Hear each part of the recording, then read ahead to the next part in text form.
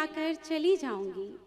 सच में कमाल का सुन रहे हैं आप सभी। एक निवेदन से अपनी बात प्रारंभ करती हूँ और आप सभी से आपका मन मांगती हूँ कि यूं दिलों को मिलाकर चली जाऊंगी, गीत तुमको सुनाकर चली जाऊंगी।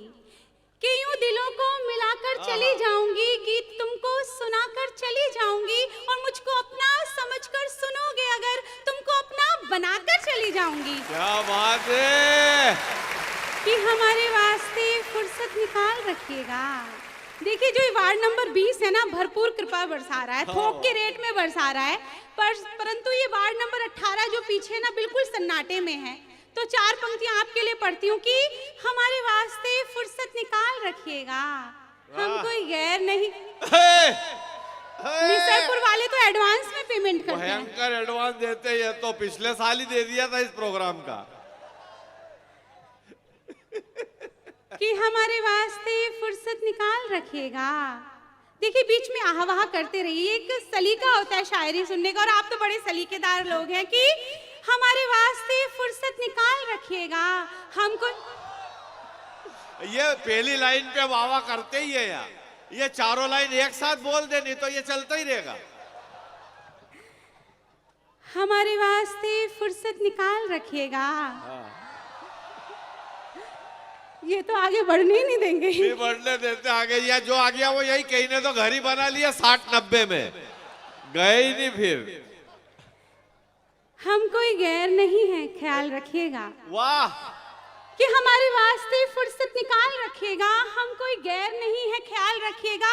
और हम रखते हैं हुनर आपको आपसे चुराने का, हम जानते हैं हुनर आपको आपसे चुराने का, हुजूर अपना दिल संभाल रखिएगा। क्या बात है।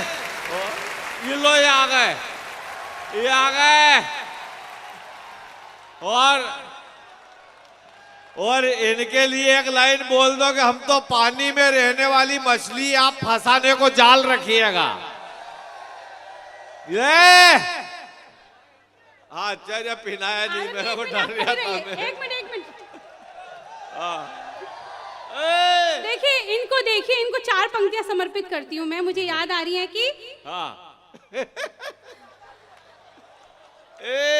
अच्छा इन्हीं का नाम है क्या, लोमेश जी, लोकेश जी? वही तो है, लोकेश जी नहीं है ये। अच्छा। पर ये लोकेश जी से बड़े हैं।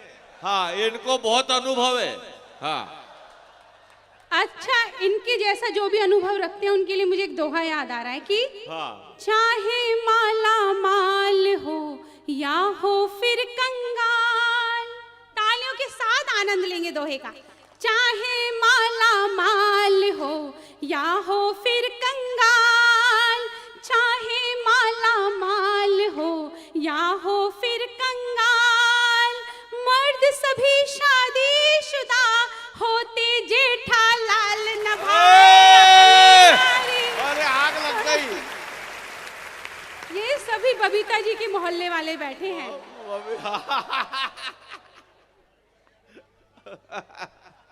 वो आ गए एक और, ये सब समाज के ही है। हाँ, ये ठेका दूसरे को नहीं दिया है, क्योंकि ये बहुत सीक्रेट कार्यक्रम है। अच्छा लोकेश जी कहाँ बैठे हैं? लोकेश जी इधर ही है बेचारे, वो थोड़े उदास है, अब पैसा खर्च हो गया। हाँ, वो चाह रहे थे कि सोनल को कम देना थे, लेकिन पूरे पैसे लिए। लोकेश जी 4 पंक्तियां मुझे आपके लिए याद आ रही है। तहजीब रामपुरी जी कहते हैं कि वो रौनक महफिल दिखाई देता है। इनके लिए विशेष रूप से आवाह आनी चाहिए मेरी बहनों की तरफ से। कि वो रौनक महफिल दिखाई देता है, नए लिबास में कातिल दिखाई देता है, और उनके चेहरे पर है नूर गजब का, उनके पास किसी का दिल दिखाई देता है। ओए होए लोकेश जी। और मुलाकातों से कायम कोई रिश्ता हो ही जाता है। कुछ भी कहने से पहले मेरा मन है कि मैं इस उत्सव के लिए, इस पूरे महोत्सव के लिए 4 पंक्तियां समर्पित करूं। तेरे को ये तो पता नहीं कि लोकेश जी के पास मोबाइल भले सिंगल है पर उसमें सिम डबल है। हाँ वो याद है नहीं। हाँ, और हमारे आदरणीय तो 2-2 मोबाइल लेके चलते हैं, तो 4 सिम लेके चलते हैं। इनके लिए भी एक बार सम्मान भरी तालियां होनी चाहिए। अरे नहीं, घर की बात है, सब परिवार जैसे ही है, तो कितने साल से आ रहे हैं। हाँ देखिए, आप सभी जानते हैं कि ये आयोजन भव्य है। सफलता आप सभी जानते हैं, सफलता का कारण मैं 4 पंक्तियों में पढ़ती हूँ। और 4 पंक्तियां मैं पूरी आयोजन समिति को, पूरी लॉयंस क्लब को समर्पित करती हूँ। और आपको लगे कि अंतिम पंक्ति में मैंने इनके सम्मान में कुछ अच्छी सी और सच्ची सी बात कह दी हो, तो आगे से लेकर पीछे तक, इधर से लेकर उधर तक कोई भी हाथ खाली ना रहे। मैं 4 पंक्तियां आपको समर्पित करती हूँ, आपके समर्पण को समर्पित करती हूँ कि मुलाकातों से कायम कोई रिश्ता हो ही जाता है, अगर दिल से मिलो तो गैर अपना हो ही जाता है। कि मुलाकातों से कायम कोई रिश्ता हो ही जाता है, अगर दिल से मिलो तो गैर अपना हो ही जाता है। और वो अक्सर फैसले इंसान की नीयत पे करता है, इरादा नेक हो तो काम अच्छा हो ही जाता है। क्या बात है, बहुत बढ़िया। देखिए, आप बहुत ज्यादा समझदार श्रोते हैं, आप कवि सम्मेलन सुनना जानते हैं अच्छे से। अन्यथा हम कवियों के साथ कभी कभी बहुत विकट परिस्थिति हो जाती है। अभी मैं और मुन्ना बैटरी जी अहमदाबाद के एक मंच पे थे, तो जैसे हम मंच पर जा रहे थे, वहां पर एक दादी अम्मा आई। उन्होंने कहा, बेटी ये कवि सम्मेलन होता क्या है, रामलीला जैसा होता है क्या? तो मैंने कहा, माँ जी आप रामलीला सोचकर ही कवि सम्मेलन का आनंद लीजिएगा। आप सोचिएगा कि मैं सीता मैया हूँ, ये रावण है, आपका काम भी हो जाए। केवल मुस्कुराना नहीं, तालियों के साथ आनंद लेना है, क्योंकि जिसकी मस्ती जिंदा है उसकी हंसते जिंदा नहीं। तो दादा कहेंगे लोग जबरदस्ती जिंदा हैं। माइक वाले भैया इसका बेस बढ़ा दो, आवाज थोड़ा बढ़ा दो। आप इसकी सेटिंग ठीक रखो, भगवान आपकी सेटिंग ठीक रखो। तो बढ़ा के रखो भी। हाँ हाँ।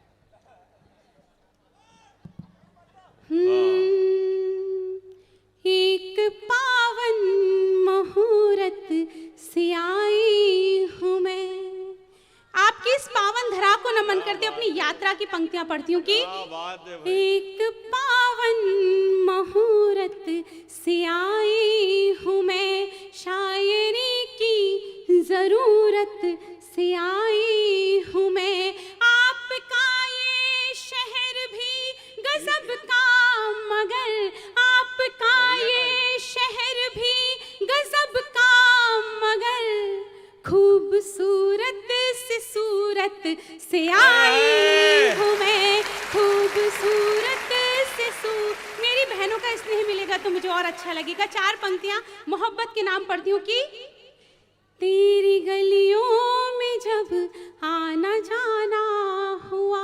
आप सभी जानते हैं कि जिस मोहब्बत में दीवानापन ना हो वो क्या काम की, क्या पागल, उसी पागलपन की 4 पंक्तियां पढ़ती हूँ कि तेरी गलियों में जब आना जाना हुआ, हर जुबां पर हमारा फसाना हुआ, रोज